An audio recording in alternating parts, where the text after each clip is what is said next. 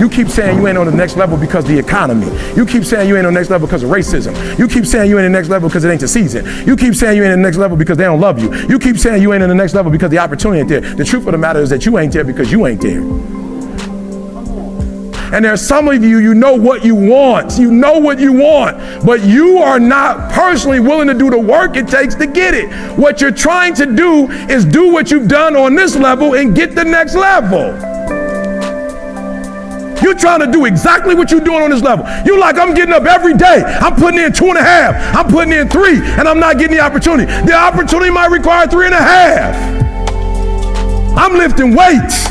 I'm eating right, and I'm not getting the opportunity. It might require getting up and working out 3.5. It might require you saying no to your friends. It might require you changing your diet. It might require you moving to another city. Whatever it takes, you got to be willing to do it. And you keep saying you're not there because of something else, because it's easier to blame somebody else. Because now you don't got to do no work when you blame somebody else. Guess who got to do the work? They got to do the work. But guess who got the power? They got the power. How many of y'all tired of other people having the power? Let me see your hand. Good. Write down next to your crazy idea some of the things that you know you're doing wrong that's messing up what you're doing.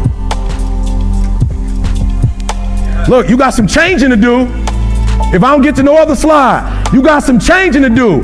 And I'm telling you, the reason why I'm leaving corporate and going to schools, because it's easier to help a doggone middle school kid change than a grown man.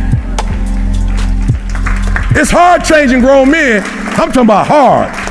I'm like, yo, my ratio gonna go up. I'm gonna be a legend if I go to middle school. If you didn't avoid doing what you knew you needed to do, by your own definitions, right, within the value structure that you've created, to the degree that you've done that, what would you be like? Well, you know, there are remarkable people who come into the world from time to time, and there are people who do find out over decades-long periods what they could be like if they were who they were, if they spoke their being forward. And they get stronger and stronger and stronger, and we don't know the limits to that. We do not know the limits to that. And so you could say, well, in part, perhaps the reason that you're suffering unbearably can be left at your feet, because you're not everything you could be, and you know it. And of course, that's a terrible thing to admit, and it's a terrible thing to consider, but there's real promise in it, right? Because it means that perhaps there's another way that you could look at the world, and another way that you could act in the world, so what it would reflect back to you would be much better than what it reflects back to you now. God, there's reasons to be resentful about your existence. Everyone you know is going to die. You know, you too. And there's going to be a fair bit of pain along the way, and lots of it's going to be unfair. It's like, yeah, no wonder you're resentful. It's like, act it out and see what happens. You make everything you're complaining about infinitely worse. There's this idea that hell is a bottomless pit, and that's because no matter how bad it is, some stupid son of a bitch like you could figure out a way to make it a lot worse. So you think, well, what do you do about that? Well, you accept it. That's what life is like. It's suffering. That's what the religious people have always said. Life is suffering. Yes. Well, who wants to admit that? Well, just think about it. Well, so what do you do in the face of that suffering? Try to reduce it. Start with yourself. What good are you? Get yourself together, for Christ's sake, so that when your father dies, you're not whining away in a corner, and you can help plan the funeral, and you can stand up solidly so that people can rely on you. That's better. Don't be a damn victim. Of course you're a victim. Jesus, obviously. Put yourself together.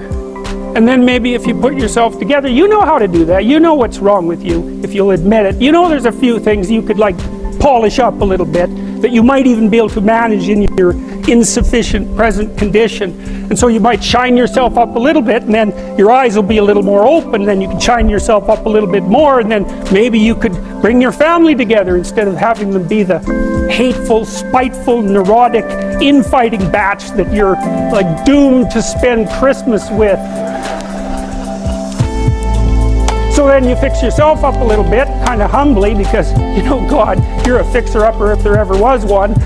And then you got to figure out, well, can you figure out how to make peace with your idiot brother? And probably not, because he's just as dumb as you, so how the hell are you going to manage that? And so then maybe you get somewhere that way and your family's sort of functioning, and you find out, well, that kind of relieved a little bit of suffering, although it reduced the opportunities for spiteful revenge, and that's kind of a pain in the neck. And so then you get your family together a little bit, and you're a little clued in then, at least a bit, because you've done something difficult that's actually difficult. You're a little wiser, and so then maybe you could put a tentative finger out beyond the family and try to change some little thing without wrecking it.